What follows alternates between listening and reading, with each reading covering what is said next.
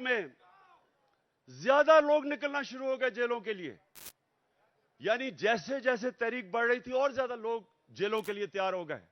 और मैं एक दिन देख रहा था कि किस तरफ जा रहा है। मैंने कॉल देनी थी सारे पाकिस्तान को कि एक दिन सारा पाकिस्तान निकले और जेलों में जाए ताकि इनकी सारी खत्म कर दो।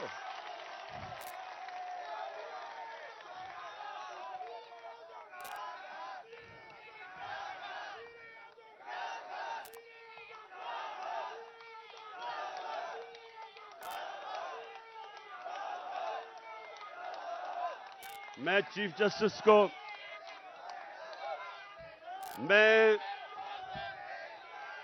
सुप्रीम ठीक बस मैं अपने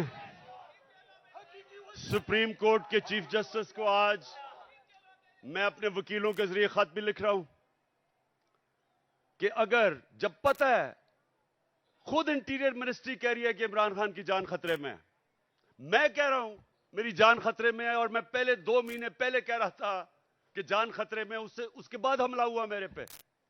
मैंने पहले पेशन गोई कर दी थी क्या करना है इन्होंने। मैं फिर कह रहा हूं, और मैं चीफ जस्टिस साहब को मैंने कहा वकील आज खत लिखें कि मजाहिया केसेस के ऊपर बुलाया जा रहा है। इलेक्शन के कमीशन के सामने मुजाहरा होता है, मैं घर बैठा हूं और मेरे ऊपर दहशतगर्दी का केस। तोशाखाना का केस, मैं तो कहता हूं आज कि जब भी तोशाखाना का केस मेरा सुना जाए, पब्लिक हियरिंग हो, टीवी के ऊपर सारी कौम को पता चले कि वो केस क्या है। कौम को पता चले कि क्या मजाक हो रहा है इस मुल्क से, कि जिन्होंने डाका मारा तोशाखाना के ऊपर जरदारी और नवाज शरीफ ने, उनके केसेस खत्म कर दिए हैं। और जिसने, और इंशाल्लाह ओपन हियरिंग हो, सारी कौम के सामने पता चले तोशाखाना केस क्या है। मैं चैलेंज करता हूं कि सारों के केसेस देखें, और अगर किसी ने कोई भी गैर कानूनी चीज तोशाखाना में नहीं की, उसका नाम इमरान खान निकलेगा।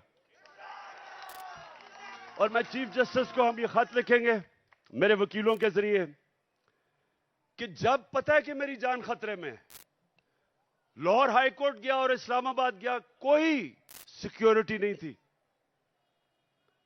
और जबकि जिसने मुझे गोलियां मारी वो नवीद जो है, क्योंकि उसकी जान खतरे में है, उसको वीडियो कॉन्फ्रेंस के ऊपर उससे अदालत में वो बात करता है। तो ये तो ऐसा है कि जिन्होंने तहफ्फुज देना है, खतरा उन्हीं से ही है। जिसने, अब ये राना सनाउल्लाह जैसा गुंडा कभी ये किसी को तहफ्फुज दे सकता है क्या? ये शहबाज शरीफ जिसने शहबाज शरीफ जिसके ऊपर रिपोर्ट है कि पुलिस मुकाबले में इसने कितने लोग मरवाए हैं, आबद बॉक्सर ने टीवी के ऊपर आके कहा कि मुझे यह हुक्म करता था लोगों को मारने के लिए। मॉडल टाउन में इन दोनों ने सबके सामने टीवी के ऊपर नहते लोगों के ऊपर गोलियां चला के 14 लोगों को कत्ल किया और 60-70 लोगों को गोलियां लगी। इन लोगों ने तहफ्फुज देना है। और ये जो डर्टी हैरी जिसको मैं कहता हूं, ये अपने इदारे को बदनाम कर रहा है। ये एक ऐसा आदमी है जो साइकोपैथ है, ये नॉर्मल आदमी नहीं है, ये हैवान है। जिस तरह का इसने आजम स्वाति से किया कि उसको नंगा करके जब तशद्दुद कर रहे थे तो रिकॉर्ड कर रहा था और सुन रहा था। ये वो आदमी है, बच्चों को पकड़ के, सोशल मीडिया के बच्चों को जो इसे किया, जो शहबाज गिल से किया है, उल्टा लटका के उससे जो किया है, इन्होंने सोशल मीडिया के लोगों के ऊपर जो जुल्म किया, सहाफियों से किया, जो अरशद शरीफ से किया, अब लोगों को पकड़ पकड़ के वो जो जावेद बेचारा चौकीदार, उसको उठा के ले गए, उसको नंगा किया, उल्टा लटकाया। एक तो ये साइकोपैथ, नंगा करने का इसको बड़ा शौक है, ये नॉर्मल नहीं है, इसका ज़हनी तवाजुन ठीक नहीं है। नंगा करके फिर उसको एक चरपाई के साथ बांधा, कुत्ते की तरह उसको जंजीर बांध के चरपाई के साथ 3 दिन बांधा। कौन करता है अपने लोगों से ऐसे? इदारे को ये बदनाम कर रहा है और ये लोगों ने मेरी हिफाजत करनी है। खतरा ही इन लोगों से है।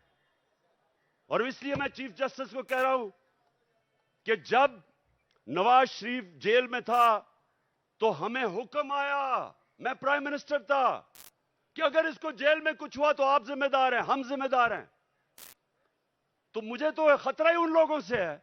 और मुझे कभी उधर जा रहा हूं, कभी किसी अदालत में, तो मैं आज चीफ जस्टिस साहब को इसके ऊपर लिखूंगा कि कौन जिम्मेदार है कि जब बार बार मुझे ये जाली केसेस पे बुला रहे हैं। और जब भी मेरा केस हो, और मैं चाहता हूं कि सारी कौम के सामने आए कि इमरान खान के ऊपर कौन से केसेस हैं, ताकि पता तो चले कि ये डाकुओं के अरबों रुपए के केसेस, हर किस्म का जुर्म किया है, वो माफ हो रहे हैं। और 74 केसेस मेरे ऊपर बना चुके अब तक, और मेरे लोगों के ऊपर, हर के ऊपर, आजम स्वाति के ऊपर 30 केस, शहबाज गिल एक केस खत्म होता दूसरा केस। क्या जुर्म है इनका? क्या ये आजम स्वाति का जुर्म था कि उसने कहा कि NRO 2 जनरल बाजवा ने दिया? इस पे किसी को कोई शक है? किसी को शक है?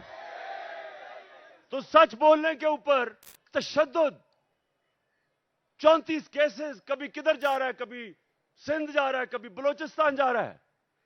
क्या ये पाकिस्तान का आज इंसाफ का निजाम है?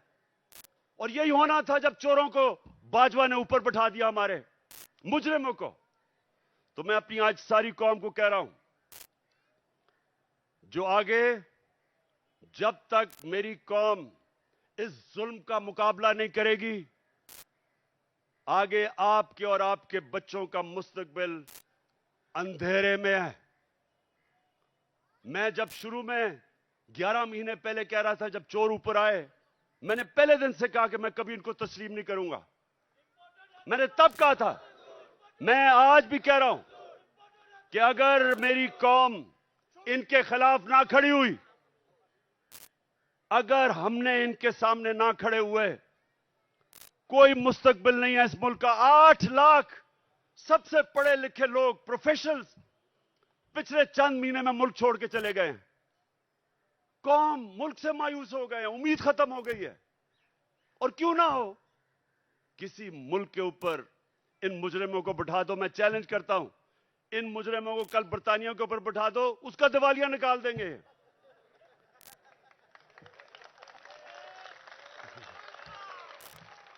मैं आखिर में सुने, मैं आप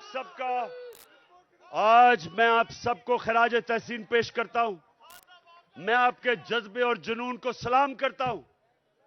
और मैं आप सबको ये बताना चाहता हूं कि जितना हम सब आपको देख रहे थे जब आप जेलों में थे, जो आपको पकड़ रहे थे, आपने मेरी सारी पार्टी का सर फख्र से ऊपर कर दिया। बहुत बहुत शुक्रिया। नायब जरूरी ऐलान सुने। आप आज के बाद खान साहब